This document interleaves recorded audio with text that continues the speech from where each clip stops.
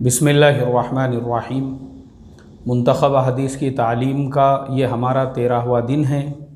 शुरुआत करते हैं ईमान से।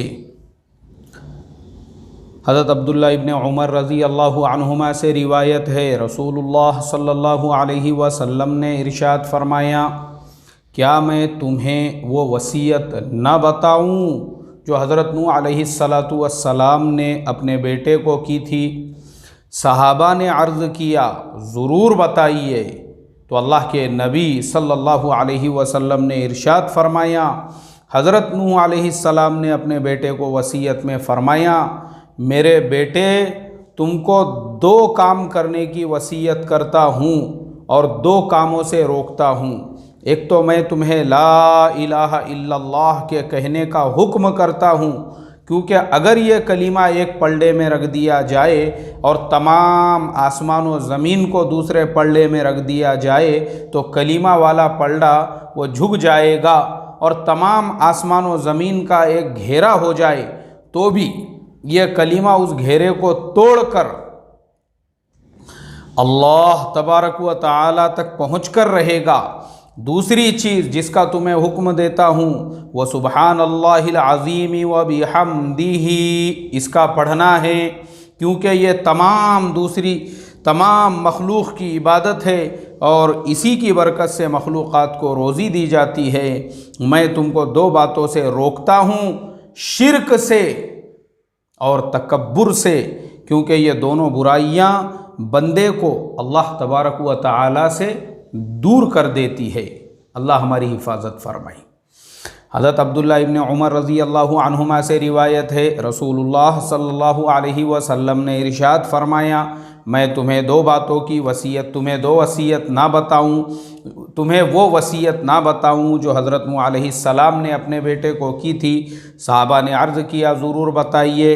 इरशाद फरमाया, हज़रत नूह अलैहिस्सलाम ने अपने बेटे को वसीयत में फ़रमाया, मेरे बेटे, तुमको 2 काम करने की वसीयत करता हूँ और 2 कामों से रोकता हूँ।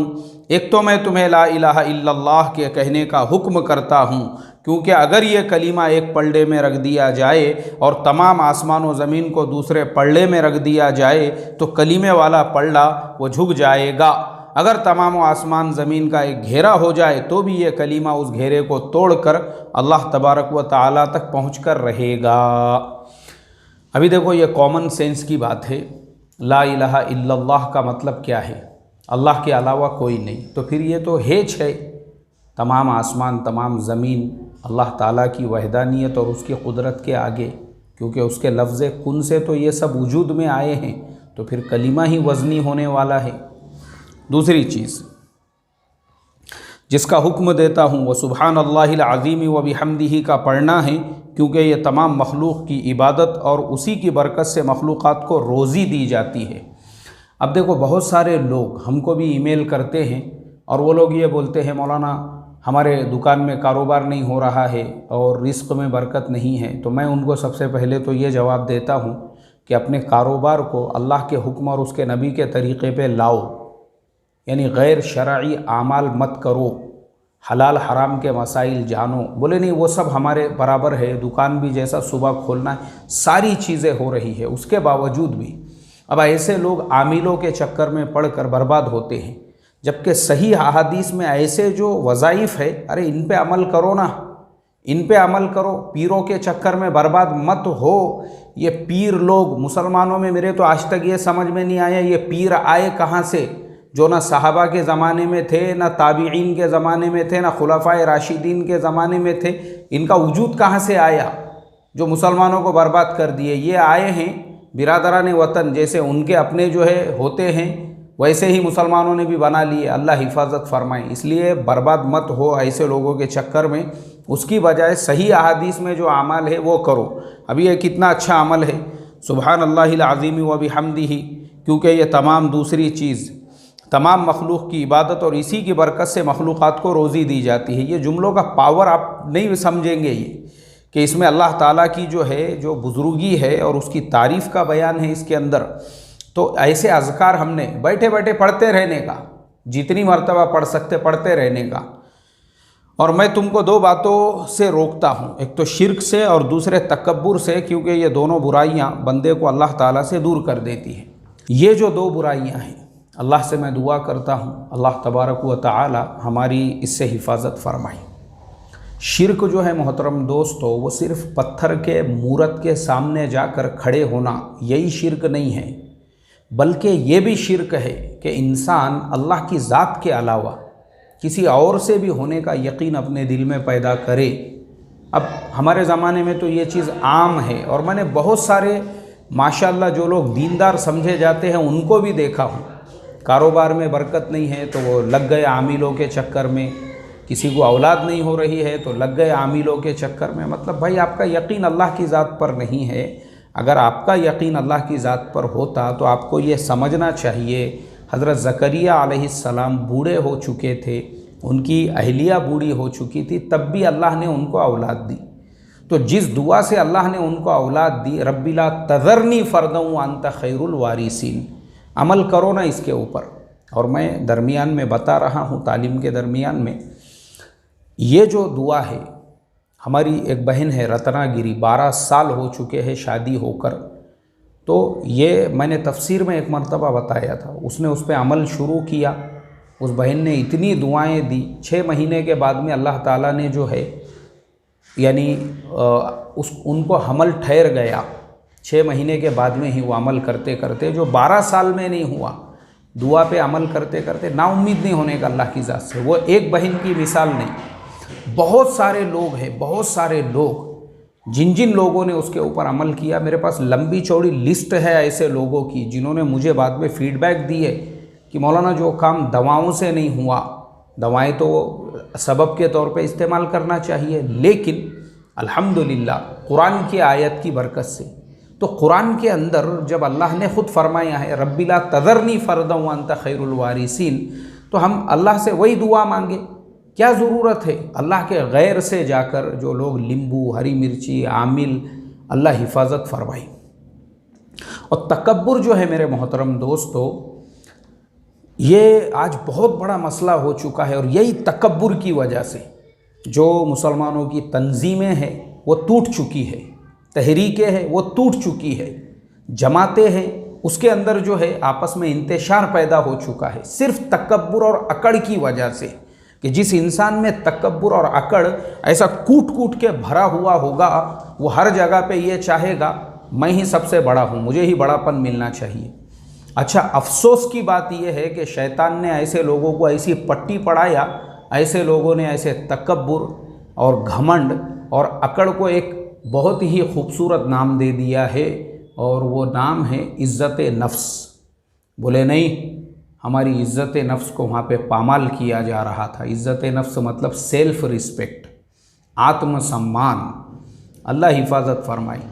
लोगों ने इसको आत्मसम्मान का नाम दे दिए, इज़्ज़त नफ्स का नाम दे दिए। हालांकि इज़्ज़त नफ्स आत्मसम्मान नहीं है, ये घमंड है, तकब्बुर है और किब्र है।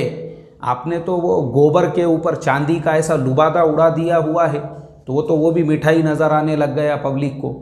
ये ऐसा है। इज़्ज़त नफ्स किसे कहते हैं मैं बताऊँ आपको। इज़्ज़त नफ्स इसे कहते हैं, हम 3 दिन की जमात में एक बस्ती में पहुँचे, और ज़ोहर की जो नमाज है इमाम साहब ने मुझे आगे बढ़ा दिए, क्योंकि वो हम सफ़र में तो थे नहीं, करीब का ही 5 किलोमीटर 5-10 किलोमीटर दूरी पे गांव था। मैंने ज़ोहर की नमाज़ पढ़ाया, उसके बाद इमाम साहब से बातचीत भी होने लगी, कमज़ोरी की हालत। तो मैंने फिर अकेले में इमाम साहब से कहा, मैं बोला भाई क्या बात है, तुम्हारी ज़रा तबीयत ठीक नहीं लग रही है। तो खामोशी में उन्होंने मुझसे कहा, बोले मौलाना 2 दिन हो चुके हैं मेरे घर पर फाका है, लेकिन मैंने किसी मुसल्ली के सामने, यहाँ पे किसी भी फ़र्द के सामने अपने हालात नहीं रखे। क्यों? इसलिए कि ये आम लोग हैं, आप भी एक मस्जिद के इमाम हो, इसलिए मैं आपको बता रहा हूँ, क्योंकि मेरी अपनी इज़्ज़त नफ्स का सवाल है। बोले इसे कहते हैं इज़्ज़त नफ्स, कि एक इंसान के घर पे 2 दिन का फाका है तो उसका जो सेल्फ रिस्पेक्ट और आत्मसम्मान है वो उसको इसकी इजाज़त नहीं दे रहा है कि अपनी हाजत, अपनी ज़रूरत लोगों के सामने रख सके। इसे कहते हैं इज़्ज़त नफ्स। ये नहीं है कि मैं किसी मजलिस में पहुंच जाऊं, लोगों ने हटिए हटिए, हजरत हजरत आ रहे हैं, हजरत हजरत के लिए जगह छोड़ दो बोले, हर जगह पे हजरत ही हजरत है, हजरत का बयान तय कर दो बोले। अब हजरत का बयान नहीं तय हुआ, दूसरे का तय हो गया। बोले यार हमारे सेल्फ रिस्पेक्ट को ठेस पहुंचा दिए इन्होंने, हमारे इज्जत नफ्स को ठेस पहुंचा रहे, हम होते हुए दूसरे की बात तय हो रही है। इसे कहते हैं घमंड, इसे कहते हैं तकब्बुर। यही तकब्बुर है जिसको एक सुनहरा नाम दे दिया, क्या? Self respect. अल्लाह हिफाजत फरमाए।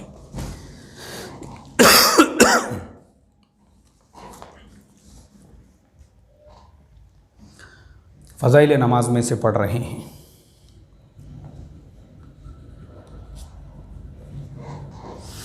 हज़रत हंज़ला उसैदी रज़ी अल्लाह तआला अन्हु से रिवायत है, रसूलुल्लाह सल्लल्लाहु अलैहि वसल्लम ने इरशाद फरमाया, जो शख्स 5 नमाज़ों की इस तरह पाबंदी करे, वज़ू और औक़ात का एहतमाम करे, रुकू और सजदा अच्छी तरह करे, इसी तरह नमाज़ पढ़ने को अल्लाह ताला की तरफ से अपने ज़िम्मे ज़रूरी समझे, उस आदमी को जहन्नुम की आग पर हराम कर दिया जाएगा। हज़रत हंज़ला उसैदी से रिवायत है, रसूलुल्लाह सल्लल्लाहु अलैहि वसल्लम ने इरशाद फरमाया, जो शख्स 5 नमाज़ों की इस तरह पाबंदी करे, वज़ू और औक़ात का एहतमाम करे, रुकू सजदा अच्छी तरह करे, इसी तरह नमाज़ पढ़ने को अल्लाह की तरफ से अपने ज़िम्मे ज़रूरी समझे, उस आदमी को जहन्नुम की आग पर हराम कर दिया जाएगा। यानी नमाज़ों का ख़ास तौर पे एहतमाम होना चाहिए। अभी लॉकडाउन में हम लोग घरों में हैं तो अव्वल वक्त में हर नमाज़ पढ़े, उसको टाले नहीं कि ज़ोहर की नमाज़ 3:30-4 बजे हो रही है, ऐसा नहीं। जो नमाज का एकदम अव्वल वक्त है, जो कैलेंडर है ना, उसके ऊपर हर नमाज का अव्वल वक्त आपको मिलेगा। अव्वल वक्त में नमाजें होना चाहिए। फ़ज़ाइल ज़िक्र में से पढ़ा जा रहा है। हज़रत बुरैदा अस्लमी रज़ी अल्लाह तआला अन्हु से रिवायत है, नबी करीम सल्लल्लाहु अलैहि वसल्लम ने इरशाद फरमाया, जो शख्स कुरान शरीफ पढ़े, उसे सीखे, उस पर अमल करे, उसको क़यामत के दिन ताज पहनाया जाएगा जो नूर का बना हुआ होगा, उसकी रोशनी सूरज की तरह रोशनी की तरह होगी। उसके वालिदैन को ऐसे 2 जोड़े पहनाए जाएंगे कि तमाम दुनिया उसका मुकाबला नहीं कर सकती। वो अर्ज़ करेंगे, ये जोड़े हमें किस वजह से पहनाए गए? इरशाद होगा, तुम्हारे बच्चे के कुरान शरीफ पढ़ने के बदले में। हज़रत बुरैदा अस्लमी से रिवायत है, नबी करीम सल्लल्लाहु अलैहि वसल्लम ने इरशाद फरमाया, जो शख्स कुरान पढ़े, उसे सीखे, उस पर अमल करे, उसको क़यामत के दिन ताज पहनाया जाएगा जो नूर का बना हुआ होगा, उसकी रोशनी सूरज की रोशनी की तरह होगी। उसके वालिदैन को ऐसे 2 जोड़े पहनाए जाएंगे, तमाम दुनिया उसका मुकाबला नहीं कर सकती। वो अर्ज़ करेंगे, ये जोड़े हमें किस वजह से पहनाए गए? इरशाद होगा, तुम्हारे बच्चे के कुरान शरीफ पढ़ने के बदले में। देखो, ये सिर्फ़ कुरान का पढ़ना है, पढ़ना। तो सिर्फ़ जो कुरान आप अपने बच्चों को सिखा रहे हो, पढ़ा रहे हो, उस पर माँ बाप के लिए ये फ़जीलत है। इसलिए हम तमाम को अल्लाह अपने बच्चों को कुरान पाक सिखाने वाला, उनको पढ़ाने वाला बनाए। इकराम मुस्लिम में से पढ़ा जा रहा है।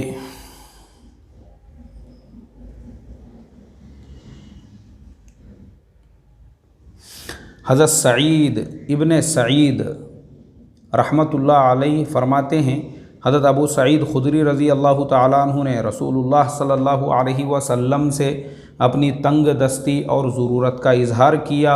रसूलुल्लाह सल्लल्लाहु अलैहि वसल्लम ने इरशाद फरमाया, अबू सईद सब्र करो, तुम में से जो मुझसे मोहब्बत करता है, फ़क्र उस पर ऐसे तेज़ी से आता है जैसी तेज़ी से सैलाब का पानी वादी की ऊंचाई से और पहाड़ों की बुलंदी से नीचे की तरफ आता है।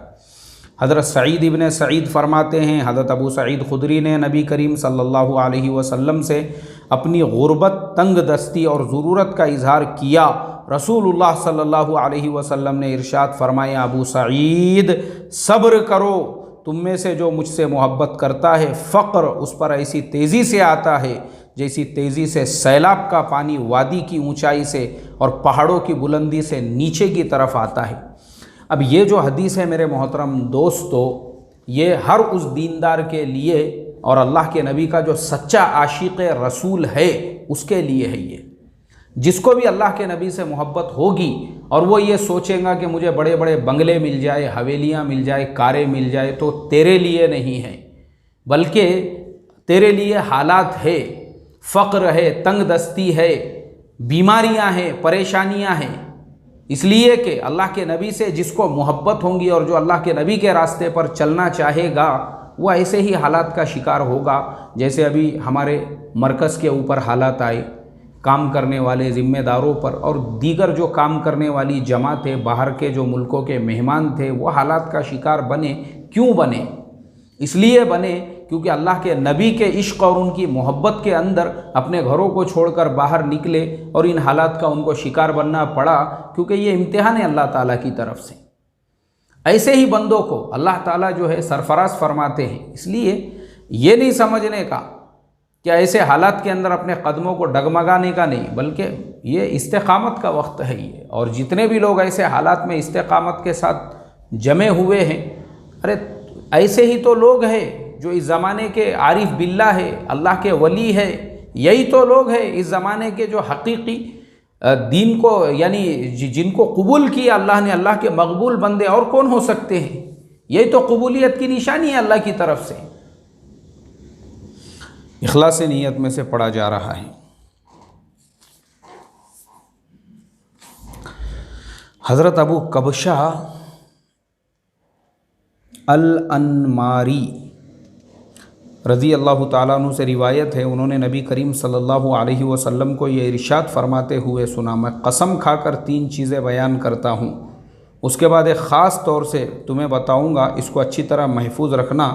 वो 3 बातें जिस पर मैं कसम खाता हूँ, उनमें से पहली ये है, किसी बंदे का माल सदका करने से कम नहीं होता। दूसरे ये कि जिस पर जुल्म किया जाए वो उस पर सब्र कर ले तो अल्लाह ताला उस सब्र की वजह से उसकी इज़्ज़त बढ़ाते हैं। तीसरे ये कि जो शख्स लोगों से मांगने का दरवाज़ा खोलता है, अल्लाह उस पर फ़क्र का दरवाज़ा खोल देते हैं। फिर इरशाद फरमाया, एक बात तुम्हें बताता हूँ, उसे याद रखो, दुनिया में 4 किस्म के लोग होते हैं। एक वो जिसको अल्लाह ने मालो इल्म अता किया, वो अपने इल्म की वजह से अपने माल के बारे में अल्लाह से डरता है कि उसके मर्ज़ी के ख़िलाफ़ ख़र्च नहीं करता बल्कि सिला रहमी में ख़र्च करता है। और ये भी जानता हूँ कि इस माल में अल्लाह का हक़ है, इसलिए माल नेक कामों में ख़र्च करता है। ये शख्स क़यामत में सबसे बेहतरीन दर्जों में होगा। दूसरे वो शख्स जिसको अल्लाह ने इल्म अता फ़रमाया और माल नहीं दिया, वो सच्ची नीयत रखता है और ये तमन्ना करता है अगर मेरे पास माल होता तो मैं भी फ़लाने की तरह से नेक कामों में ख़र्च करता। उसकी नीयत की वजह से उसको भी वही सवाब देते जो पहले शख्स का है। इस तरह उन दोनों का सवाब बराबर हो जाता है। तीसरे वो शख्स जिसको अल्लाह ने माल दिया मगर इल्म नहीं किया, वो अपने माल में इल्म ना होने की वजह से गड़बड़ करता है और फजूल खर्ची करता है, ना उस माल में अल्लाह का डर करता है, ना सिला रहमी करता है, ना ये जानता है कि अल्लाह ताला का इस माल में हक़ क्या है। ये शख्स क़यामत में बदतरीन दर्जे में होगा। चौथे वो शख्स के जिसको अल्लाह ने ना माल दिया ना इल्म अता किया, वो तमन्ना करता है अगर मेरे पास माल होता तो मैं भी फ़लाने यानी तीसरे आदमी की तरह से बेजा ख़र्च करता। उसको उसकी नीयत का गुनाह होता है, उसका और तीसरे आदमी का गुनाह बराबर हो जाता है। यानी अच्छे और बुरे इरादे की वजह से इस जैसा सवाब और गुनाह होता है, अच्छे या बुरे अमल पर होता है। यह हदीस इंशाअल्लाह हम कल इसको डिटेल में तशरीह और वजाहत के साथ में बयान करेंगे, क्योंकि इंतहाई अहम हदीस है वो। उसको सिर्फ सरसरी पढ़ के हम आगे नहीं बढ़ सकते। दावत व तबलीग में से पढ़ा जा रहा है, कुरान करीम की आयत है ये कि बनी इसराइल को सनीचर के दिन मछली का शिकार करने से मना किया गया था। कुछ लोगों ने उस हुक्म पर अमल किया, कुछ लोगों ने नाफरमानी की, कुछ लोगों ने नाफरमानों को नसीहत की। इस वाक़ये को इन आयात में बयान किया है। अल्लाह ताला का इरशाद है, और वह वक्त काबिल ज़िक्र है जब बनी इसराइल की एक जमात जो कि नाफरमानी नहीं करती थी और ना ही नाफरमानी करने वालों को रोकती थी, उसने उन लोगों से कहा जो नसीहत किया करते थे, तुम ऐसे लोगों को क्यों नसीहत कर रहे हो जिनको अल्लाह ने हलाक करने वाले हैं या उनको सख्त सज़ा देने वाले हैं। उस पर नसीहत करने वालों ने जवाब दिया, हम इसलिए नसीहत कर रहे हैं कि तुम्हारे और अपने रब के सामने अपनी ज़िम्मेदारी से सुबुकदोश हो सके, यानी अल्लाह के सामने ये कह सके, ऐ अल्लाह हमने तो कहा था मगर इन्होंने नहीं सुना, हम माज़ूर है। और उस पर उम्मीद पर भी है कि शायद ये बाज़ आ जाए और हफ्ते के दिन शिकार करना छोड़ दे। फिर जब उन लोगों ने इस हुक्म को छोड़े रखा जिस हुक्म पर अमल करने की उनको नसीहत की जाती रही थी, तो हमने उन लोगों को तो बचा लिया जो उस बुरे काम से मना किया करते थे और नाफरमानों को नाफरमानी की वजह से वो किया करते थे शदीद अजाब में मुब्तला कर दिया। लायानी बातों से बचना।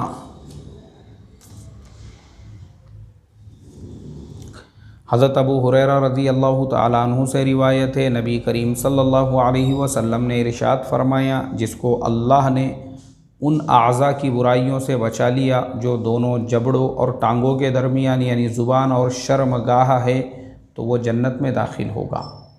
हज़रत अबू हुरैरा रज़ी अल्लाह तआला अन्हु से रिवायत है, नबी करीम सल्लल्लाहु अलैहि वसल्लम ने इरशाद फरमाया, जिसको अल्लाह ने उन आज़ा की बुराइयों से बचा लिया जो दोनों जबड़ों और टांगों के दरमियान है यानी ज़ुबान और शर्मगाह, तो वो जन्नत में दाखिल होगा। अल्लाह तबारक व तआला हम तमाम को अमल की तौफ़ीक़ अता फ़रमाएँ और अल्लाह ताला जो है इस तालीम की बरकत से हमारे ज़िंदगियों में तब्दीली पैदा फ़रमाएँ।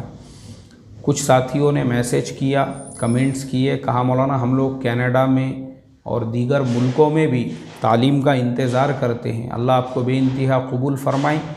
और दरमियाँ क्योंकि कभी कभी तालीम छूट जाती है, जैसे कल तालीम छूट गई और आप इंतज़ार कर रहे होंगे, लेकिन मसला ये है घर में ज़रा तबीयत नासाज थी बहुत ज़्यादा, तो उस वजह से मैं घर के बाहर कहीं निकल नहीं सका, तो तालीम कल की नहीं हो सकी। ऐसे ही रात में हमने वादा किया था 9 बजे से मजलिस होंगी मसाइल की, वो भी हम नहीं कर सके उसी वजह से। तो आप तमाम लोगों से ये भी मेरी दरख्वास्त है, ख़ास तौर पे हमारे घर के लिए दुआ फ़रमाई। अल्लाह तबारक व तआला घर वालों को सेहत कामिला आजिला आमिला दाइमा मुस्तमिर्रा अता फ़रमाई। अस्सलामु अलैकुम व रहमतुल्लाहि व बरकातुहू।